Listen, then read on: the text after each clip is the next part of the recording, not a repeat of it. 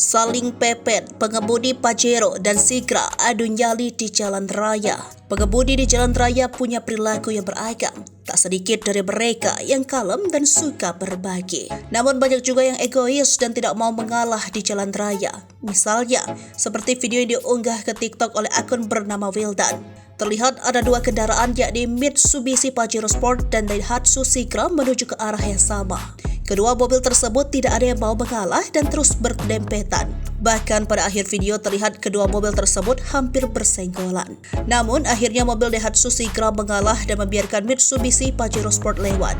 Ketua Ikatan Psikolog Klinik IPK Indonesia Wilayah Jakarta Ana Surti Aryani mengatakan tingginya emosi seorang pengemudi bisa disebabkan oleh beberapa faktor. Faktor itu misalnya kekurangan edukasi terhadap aturan lalu lintas atau kondisi psikologis seorang. Menurut Nina, dari kacamata psikologi ada cara sederhana yang bisa dilakukan untuk mengendali emosi saat sedang berkendara di jalan raya. Ada manajemen diri yang bisa dilakukan oleh pengemudi sebelum bereaksi terhadap sesuatu kejadian di jalan raya.